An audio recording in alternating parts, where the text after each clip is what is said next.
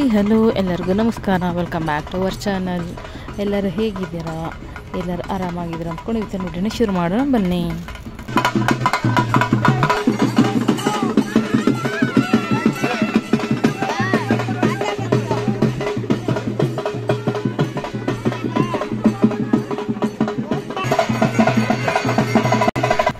ನಾನಿಲ್ಲಿ ಇವತ್ತು ಬಂದುಬಿಟ್ಟು ಶ್ರೀರಾಮನವಮಿ ದಿನ ಅಂದರೆ ಶ್ರೀರಾಮ ಜಾತ್ರೋತ್ಸವದ ಜಾತ್ರೆ ವಿಡಿಯೋನ ನಾನು ಇವತ್ತು ಅಪ್ಲೋಡ್ ಮಾಡ್ತಾಯಿದ್ದೀನಿ. ಈ ವಿಡಿಯೋನ ನಾನು ಆಲ್ರೆಡಿ ಮೊದಲೇ ನಾನು ವಿಡಿಯೋನ ಹಾಕಿದ್ದೀನಿ, ಆದರೆ ಅದು ಬಂದುಬಿಟ್ಟು ಒಂದು ರಾ ವಿಡಿಯೋ ಆಗಿದೆ. ಅಂದರೆ ಯಾವುದೇ ರೀತಿಯ ವಾಯ್ಸ್ ಓವರ್ನ ನಾನು ಕೊಟ್ಟಿಲ್ಲ. ಸೇಮಲ್ಲಿ ಯಾವ ಥರ ವಾಯ್ಸ್ ಇದೆಯೋ ಅದೇ ಥರ ತಮಟೆ ಸೌಂಡು ಅದೆಲ್ಲ ಹಾಗೆ ರಾ ವಿಡಿಯೋನೇ ಹಾಕಿದ್ದೀನಿ. ಯಾಕಪ್ಪ ಅಂದರೆ ಜಾತ್ರೆ ಅಂದ್ರೇ ಆ ಸೌಂಡಲ್ಲಿ ಇದ್ರೇ ಅದು ಒಂದು ಜಾತ್ರೆ ಅಂತ ಅನ್ನಿಸ್ಕೊಳ್ಳೋದು. ಹಂಗಾಗಿ ನಾನು ಅದರಲ್ಲೆಲ್ಲ ವಾಯ್ಸ್ ಓವರ್ ಕೊಡೋಕೆ ಹೋಗಲಿಲ್ಲ, ಯಾಕೆಂದರೆ ಚೆನ್ನಾಗಿರಲ್ಲ ಅಂತ. ಒಂದು ನ್ಯಾಚುರಲ್ ಆಗಿರುತ್ತೆ ಆ ಸೌಂಡ್, ಅದ ಫೀಲಿಂಗ್ ಬರುತ್ತೆ. ಅದಕ್ಕೋಸ್ಕರನೇ ನಾನು ಅದನ್ನು ಫುಲ್ಲನ್ನು ಅದೇ ವಿಡಿಯೋನ ಹಾಕಿದ್ದೀನಿ. ಅದಕ್ಕೋಸ್ಕರ ನಾನು ಇವತ್ತು ಈ ವಿಡಿಯೋದಲ್ಲಿ ನಾನು ವಾಯ್ಸ್ ಓವರ್ನ ಕೊಡ್ತಾಯಿದ್ದೀನಿ. ಇವಾಗ ಬಂದುಬಿಟ್ಟು ಕೆಂಡ ಮಾಡಲಿಕ್ಕೆ ಗುಂಡಿ ಮಾಡಿರ್ತಾರಲ್ವ, ಅಲ್ಲಿಗೆ ಇವಾಗ ಅಗ್ನಿ ಸ್ಪರ್ಶನ ಮಾಡ್ತಾಯಿದ್ದಾರೆ. ಆಮೇಲೆ ಜನಗಳು ಅದಕ್ಕೆ ಸೌದೆಗಳನ್ನ ಹಾಕ್ತಾರೆ. ಅಗ್ನಿ ಸ್ಪರ್ಶ ಮಾಡಾದ್ಮೇಲೆ ಜನಗಳು ಅದಕ್ಕೆ ಸೌದೆಗಳನ್ನ ಹಾಕ್ಲಿಕ್ಕೆ ನೂಕು ಮಾಡ್ತಾರೆ. ಯಾಕೆಂದರೆ ಎಲ್ಲರೂ ಸೌದೆ ಹಾಕೋದ್ರಿಂದ ಒಳ್ಳೆಯದಾಗುತ್ತೆ ಅನ್ನೋ ಒಂದು ನಂಬಿಕೆ ಇರೋದ್ರಿಂದ ಎಲ್ಲರೂ ನಾನು ಹಾಕಬೇಕು ಅನ್ನೋ ಒಂದು ಮನೋಭಾವ ಇರೋದ್ರಿಂದ ಎಲ್ಲರೂ ಕೂಡ ಸೌದೆ ಹಾಕ್ಲಿಕ್ಕೆ ಇಷ್ಟಪಡ್ತಾರೆ.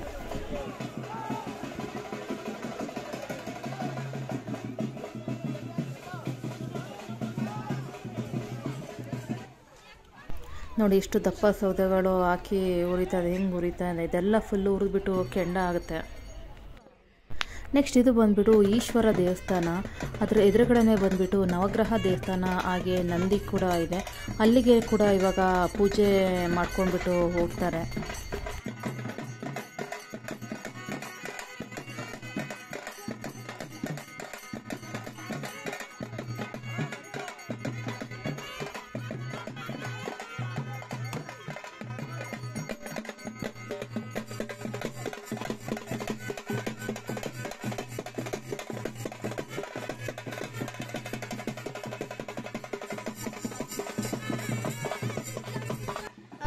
ಶಿವನ ದೇವಸ್ಥಾನ, ನಂದಿ ಹಾಗೆ ನವಗ್ರಹಕ್ಕೆಲ್ಲ ಪೂಜೆ ಆದಮೇಲೆ ನೆಕ್ಸ್ಟ್ ಬಂದುಬಿಟ್ಟು ಇಲ್ಲಿ ಬನ್ನಿ ಮರ ಅಂತ ಇದೆ.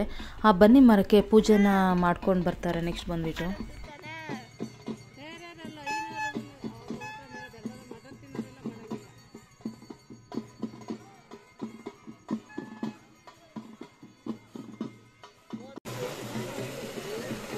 ನೋಡಿ, ಇದು ಬಂದುಬಿಟ್ಟು ನಮ್ಮೂರಿನ ಕಲ್ಯಾಣಿ ಓಪನ್ ಬಾವಿ ಅಂತಲೇ ಹೇಳ್ಬೋದು. ಇದು ತುಂಬ ಪುರಾತನವಾದ ತುಂಬ ಹಳೆಯ ಕಲ್ಯಾಣಿ ಇದು. ಅದರ ಎದುರುಗಡೆ ಶಿವನ ದೇವಸ್ಥಾನ ಇದೆ. ಹಾಗೆ ಆ ಕಲ್ಯಾಣಿಗೆ ಸ್ಟ್ರೈಟಾಗಿ ಕೂಡ ಒಂದು 200 ಮೀಟ್ರ್ ಅಷ್ಟು ದೂರದಲ್ಲಿ ಸ್ಟ್ರೈಟ್ ಆ ಕಲ್ಯಾಣಿಗೆ ನೇರವಾಗಿ ರಾಮನ ದೇವಸ್ಥಾನ ಇದೆ. ಇದು ಬಂದು ಬೇಸಿಗೆ ಕಾಲ ಆಗಿರೋದ್ರಿಂದ ಮಳೆಗಳು ಬಂದಿಲ್ಲದೆ ಇರೋದ್ರಿಂದ ಸ್ವಲ್ಪ ಬಾವಿನಲ್ಲಿ ನೀರು ಕಮ್ಮಿ ಆಗಿದೆ. ಹಾಗಾಗಿ ಮೋಟ್ರು ಇದರಲ್ಲಿ ನೀರನ್ನ ಬಿಡ್ತಾ ಇದ್ದಾರೆ. ಪಂಪ್ ಸೆಟ್ ಮೋಟ್ರ್ ಅಂತಾರಲ್ಲ, ಅದರಲ್ಲಿ ಸ್ವಲ್ಪ ನೀರನ್ನ ಬಿಡ್ತಾ ಇದ್ದಾರೆ. ಯಾಕೆಂದರೆ ತುಂಬ ಜಾಸ್ತಿ ನೀರಿದ್ರೆ ಚೆನ್ನಾಗಿರುತ್ತಲ್ವ, ಹಾಗಾಗಿ. ನೋಡಿ ಇವಾಗ ಎಲ್ಲ ದೇವಸ್ಥಾನಗಳನ್ನ ಮುಗಿಸ್ಕೊಂಡು ಇವಾಗ ಈ ಬಾವಿ ಹತ್ರ ಬರ್ತಾ ಇದ್ದಾರೆ. ಇಲ್ಲಿ ಬಂದುಬಿಟ್ಟು ಪೂಜೆನ ಮಾಡ್ತಾರೆ. ನೋಡಿ ಯಾವ ಥರ ಇರುತ್ತೆ ಪೂಜೆ ಅಂತ. ಈ ಕಲ್ಯಾಣಿಗೆ ಒಂದು ಸ್ಟೋರಿ ಇದೆ, ಅದು ಎಷ್ಟು ನಿಜನೋ ಗೊತ್ತಿಲ್ಲ. ಮೀರಿಯವರೆಲ್ಲ ಹೇಳ್ತಾರೆ, ಹಿಂದೆ ರಾಮ ಲಕ್ಷ್ಮಣ ಸೀತೆ ಬಂದುಬಿಟ್ಟು ವನವಾಸಕ್ಕೆ ಹೋಗಿದ್ರಲ್ಲ, ಅವಾಗ ಈ ದಾರಿಲಿ ಬರಬೇಕಾದ್ರೆ ಸೀತೆಗೆ ತುಂಬ ಬಾಯಾರಿಕೆ ಆಯ್ತಂತೆ. ಆವಾಗ ರಾಮ ಬಂದುಬಿಟ್ಟು ಒಂದು ಬಾಣನ ಬಿಟ್ಟರಂತೆ. ಆ ಬಾಣ ಬಂದುಬಿಟ್ಟು ಈ ಜಾಗದಲ್ಲಿ ಅಂದರೆ ಬಾವಿದೆಲ್ಲ ಆ ಜಾಗದಲ್ಲಿ ಬೀಳ್ತಂತೆ. ಆ ಜಾಗದಲ್ಲೇ ನೀರು ಬಂತು. ಅದೇ ಇವಾಗ ಕಲ್ಯಾಣ ಬಾವಿ ಆಗಿದೆ ಅಂತ ಒಂದು ನಂಬಿಕೆ ಇದೆ. ಆ ಥರ ನಮ್ಮ ಹಿರಿಯವರು ಹೇಳ್ತಾರೆ.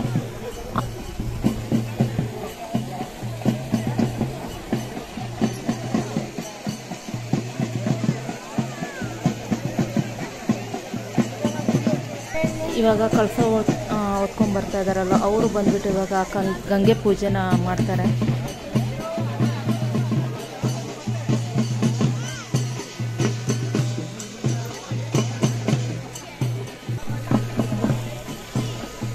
ಜನಗಳೆಲ್ಲ ಸುತ್ತ ನಿಂತ್ಕೊಂಡು ನೋಡ್ತಾ ಇದ್ದಾರೆ. ಯಾಕೆ ಅಂದರೆ ಈ ಥರ ನಮಗೆ ಜಾತ್ರೆ ನೋಡೋಕ್ಕೆ ಸಿಗೋದು ವರ್ಷಕ್ಕೊಂದೇ ಸಲ. ಅದಕ್ಕೋಸ್ಕರ ನೋಡಲಿಕ್ಕೆ ತುಂಬ ಖುಷಿ ಆಗುತ್ತೆ.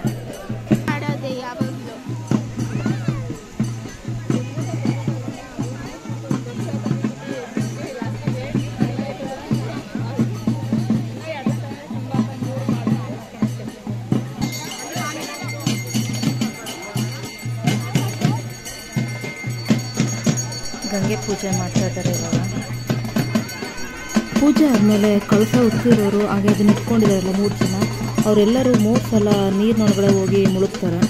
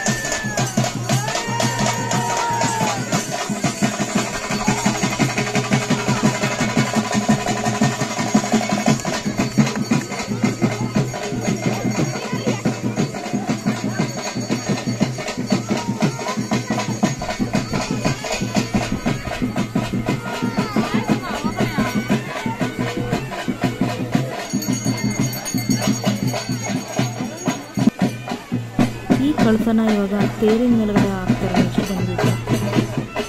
ಹಾಗೆಯೇ ಇದ್ರ ಪಕ್ಕನೇ ಶಿವನ ದೇವಸ್ಥಾನ ಇದೆ ಅನ್ನೆಲ್ಲ ನೋಡಿ ತೋರಿಸ್ತೀನಿ. ಇದು ಬಂದುಬಿಟ್ಟು ನಮ್ಮೂರಿನ ಶಿವನ ದೇವಸ್ಥಾನ. ಶಿವರಾತ್ರಿ ಹಬ್ಬಗಳಲ್ಲೆಲ್ಲ ತುಂಬ ಚೆನ್ನಾಗಿ ಮಾಡ್ತಾರೆ. ಮತ್ತು ಶಿವರಾತ್ರಿ ಬೆಳಗ್ಗೆ ಅನ್ನದಾನ ಕೂಡ ಇರುತ್ತೆ. ಇಲ್ಲಿ ತುಂಬಾ ಚೆನ್ನಾಗಿ ಇರುತ್ತೆ. ಅದರ ಎದುರುಗಡೆ ಬಂದುಬಿಟ್ಟು ನವಗ್ರಹ ಹಾಗೆ ನಂದಿ ದೇವರು ಕೂಡ ಇದೆ.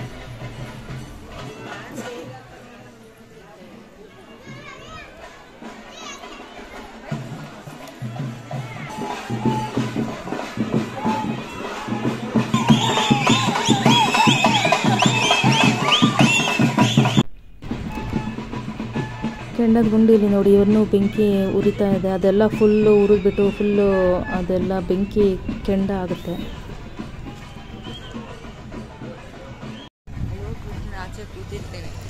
ಇದು ಬಂದ್ಬಿಟ್ಟು ಅಲ್ಲೇ ಇರೋ ಒಂದು ಆಂಜನೇಯ ದೇವಸ್ಥಾನ, ನಮ್ಮೂರಿನ ಆಂಜನೇಯ ದೇವಸ್ಥಾನ. ಹೇಗಿದೆ ನೋಡಿ ನಮ್ಮೂರು ಆಂಜನೇಯ ದೇವಸ್ಥಾನ, ಚೆನ್ನಾಗಿದೆ ಅಲ್ಲ. ಇದು ಬಂದ್ಬಿಟ್ಟು ಶಿವನ ದೇವಸ್ಥಾನ ಪಕ್ಕನೇ ಇದೆ.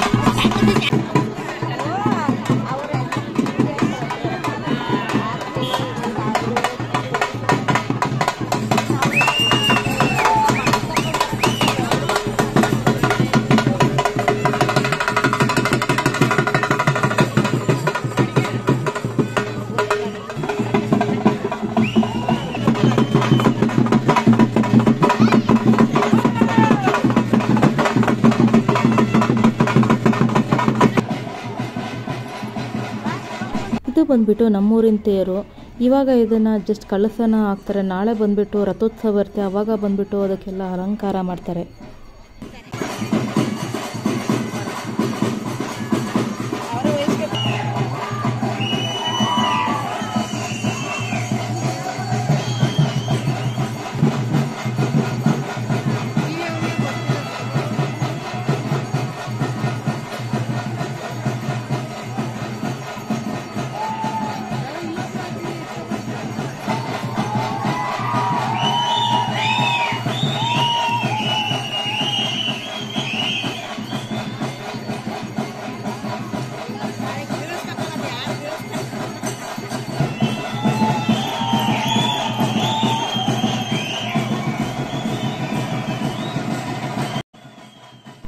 ಆ ಕಳಸದ ಮೇಲ್ಗಡೆ ಅಂದರೆ ತುದಿನಲ್ಲಿ ಒಂದು ಬಾಳೆಹಣ್ಣು ಹಾಕಿದಾರಲ್ವ, ಅದು ನಾಳೆ ರಥೋತ್ಸವ ಇರುವಾಗ ಬಾಳೆಹಣ್ಣಲ್ಲಿ ಹೊಡೆದ್ಬಿಟ್ಟು ಅದನ್ನು ಬೀಳಿಸ್ಬೇಕು. ಯಾರು ಬೀಳಿಸ್ತಾರೆ ಅಂತ ನೋಡಬೇಕು. ಅದು ತುಂಬಾ ಚೆನ್ನಾಗಿರುತ್ತೆ. ಪೂಜೆ ಆಗ್ತಿದ ತಕ್ಷಣ ಎಲ್ಲರೂ ಬಾಳೆಹಣ್ಣ ಹೊಡಿಲಿಕ್ಕೆ ಸ್ಟಾರ್ಟ್ ಮಾಡ್ತಾರೆ. ಅವಾಗಂತೂ ತುಂಬಾ ಚೆನ್ನಾಗಿರುತ್ತೆ.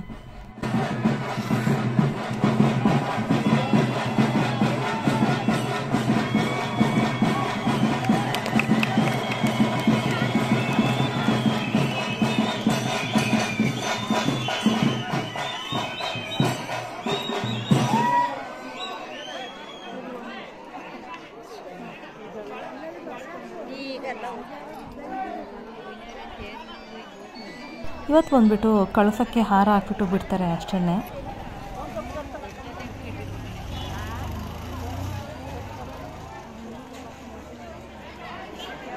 ಆ ಆಮೇಲೆ ಮನೆಗೆ ಬಂದುಬಿಟ್ಟು ನಮ್ಮ ಚಿಕ್ಕ ಮಗನಿಗೆ ಅಂದರೆ ವಿಹಾನ್ಗೆ ಸ್ವಲ್ಪ ಹಾಗೇ ಡ್ರೆಸ್ ಮಾಡಿಬಿಟ್ಟು ಒಂದು ವಿಡಿಯೋನ ಮಾಡಿಕೊಂಡೆ. ಒಂದು ನೆನಪಿರುತ್ತಲ್ಲ, ಅಂದರೆ ಈ ಥರ ಎಲ್ಲ ಚಿಕ್ಕವರಿದ್ರಾಗ ಮಾತ್ರ ಮಾಡಲಿಕ್ಕಾಗದು, ಆಮೇಲೆಲ್ಲ ಸಿಗೋದಿಲ್ಲ.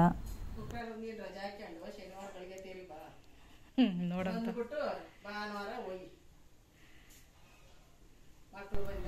ಜಾತ್ರೆಗೆ ನಮ್ಮ ಅತ್ತೆ ಬಂದಿದ್ದರು. ಅತ್ತೆ ಅಂದರೆ ನಮ್ಮ ಅಪ್ಪನ ಅಕ್ಕ ಇದ್ರಲ್ಲ, ಅವರು ಇಲ್ಲೇ ಬೇಲೂರಲ್ಲಿ ಇರೋದು. ಅವ್ರುಗಳು ಅಲ್ಲೂ ಕೂಡ ಜಾತ್ರೆ ತುಂಬ ಚೆನ್ನಾಗಿ ಮಾಡ್ತಾರೆ.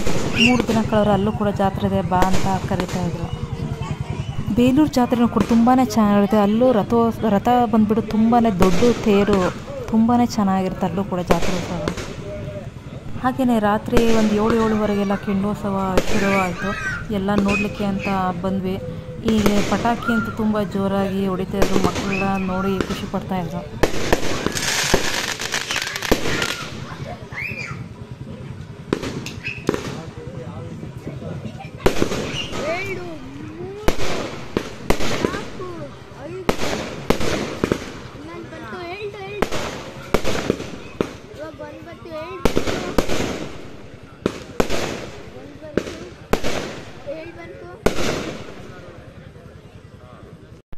ಈ ಕೆಂಡನ ಫಸ್ಟು ದೇವರು ಹೊತ್ಕೊಂಡಿರ್ತಾರಲ್ಲ ಅವ್ರುಗಳು ಮತ್ತು ಇನ್ನೊಂದು ಚಾಮಿ ದೇವರುಗಳು ಅಂತ ಹೊತ್ಕೊಂಡಿರ್ತಾರೆ, ಅವರೆಲ್ಲ ಫಸ್ಟು ಕೆಂಡ ತುಳಿತಾರೆ. ನೋಡಿ ಇಲ್ಲಿ ಕೆಂಡ ಎಲ್ಲ ಅಂದರೆ ಸೌದೆ ಎಲ್ಲ ಹುರಿದ್ಬಿಟ್ಟು ಕೆಂಡ ಎಷ್ಟು ರವ ಅಂತದೆ, ಎಷ್ಟು ಅದು ಇದಾಗಿದೆ ಕೆಂಡ. ಅದು ನೋಡಲಿಕ್ಕೇ ಹಿಂಗಿದೆ ನೋಡಿ. ಫಸ್ಟ್ ಬಂದುಬಿಟ್ಟು ದೇವ್ರು ಹೊತ್ಕೊಂಡಿರೋರು ಮತ್ತು ರಾಮದೇವರು ಮತ್ತು ಚಾಮದೇವರು ಇರುತ್ತಲ್ಲ ಅದನ್ನೆಲ್ಲ ಹೊತ್ಕೊಂಡಿರೋರು ತುಣಿತಾರೆ. ಅದಾದಮೇಲೆ ಕೆಲವರು ಉಪವಾಸ ಇರ್ತಾರೆ, ಹೆಂಗಸರುಗಳು, ಲೇಡೀಸ್ಗಳು ಉಪವಾಸ ಬೆಳಗ್ಗೆಯಿಂದ ಉಪವಾಸ ಇದ್ದು ಕೆಂಡ ತುಣಿತಾರೆ. ಅವ್ರುಗಳಿಗೆ ಬಿಡ್ತಾರೆ 3 ಸಲ. ಅದಾದಮೇಲೆ ಜನಗಳು ತುಣಿತಾರೆ. ಈ ರೀತಿ ಇರುತ್ತೆ ಕೆಂಡೋತ್ಸವ. ದೇವ್ರು ಬಂದುಬಿಟ್ಟು ದೇವಸ್ಥಾನ ಸುತ್ತ ಒಂದು ರೌಂಡ್ ಬಂದುಬಿಟ್ಟು ಮೆರವಣಿಗೆ ಮಾಡಿಕೊಂಡು ಇಲ್ಲಿ ಕೆಂಡದ ಹತ್ರ ಬರುತ್ತೆ. ಇವಾಗ ಬರ್ತಾ ಇದೆ ಅಲ್ವಾ ನೋಡಿ.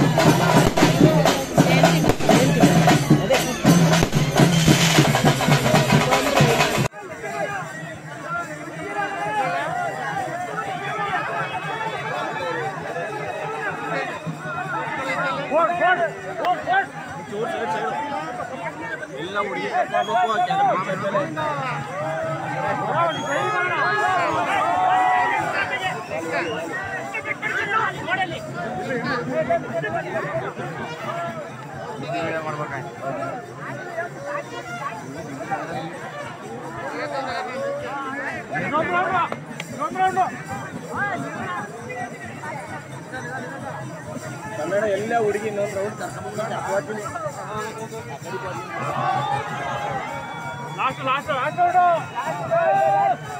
ಕರ್ಕೊಂಡು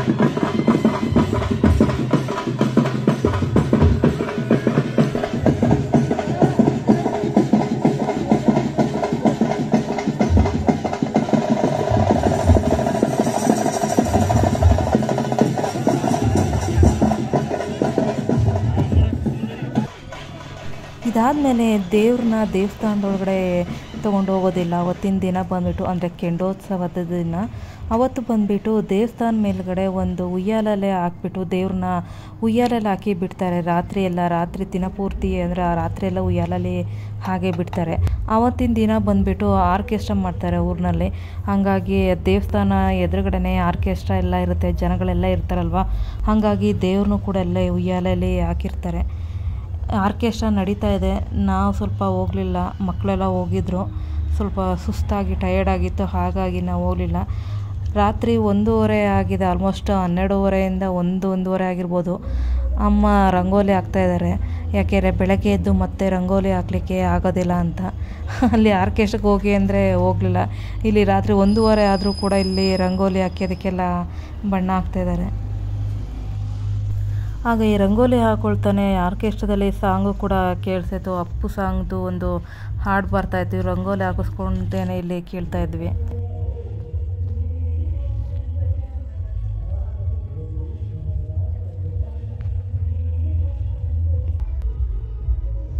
ಹಾಗೆ ಊಟದ್ದು ನಾನು ವಿಡಿಯೋ ಮಾಡಲಿಕ್ಕಾಗಿಲ್ಲ, ತುಂಬ ಟಯರ್ಡ್ ಆಗಿತ್ತು. ಹಾಗಾಗಿ ಈ ದಿನ ಕೂಡ ತುಂಬ ವಿಶೇಷವಾಗಿ ಊಟ ಇರುತ್ತೆ, ಅಂದರೆ ಹಬ್ಬದ ಊಟ ಅಂತಲೇ ಹೇಳ್ಬೋದು. ಆದರೆ ಅದನ್ನೆಲ್ಲ ವಿಡಿಯೋ ಮಾಡಲಿಕ್ಕೆ ಆಗಲಿಲ್ಲ, ಸ್ವಲ್ಪ ಟಯರ್ಡ್ ಆಗಿರೋದ್ರಿಂದ. ಈ ರಂಗೋಲಿಯಲ್ಲೇ ಹಾಕಿ ಮಲಗೋದ್ರೊಳಗಡೆ 1:30 ಆಯಿತು. ಆಮೇಲೆ ಮಕ್ಕಳು ಆಲ್ಮೋಸ್ಟ್ ಒಂದು 2 ಗಂಟೆ ಆಗಿತ್ತು ಅನಿಸುತ್ತೆ ಬಂದಿದ್ದು. ಆವಾಗ ಬಂದರು ಆರ್ಕೆಸ್ಟ್ರಾದಿಂದ ನೋಡಿ. ಈ ವಿಡಿಯೋ ಲೈಕ್ ಆಗಿರೋ ನಿಮಗೆ ಪ್ಲೀಸ್ ಲೈಕ್ ಮಾಡಿ, ಹಾಗೆ ಸಬ್ಸ್ಕ್ರೈಬ್ ಮಾಡಿ. ಯಾರೆಲ್ಲ ಇನ್ನೂ ಇಷ್ಟ ಆದರೆ ಬೇರೆಯವ್ರಿಗೂ ಕೂಡ ಶೇರ್ ಮಾಡಿ. Thank you. ಹಾಗೆ ಮುಂದೆ ರಥೋತ್ಸವ ವಿಡಿಯೋ ಬರುತ್ತೆ, ಅದನ್ನು ನೋಡಿ. Thank you.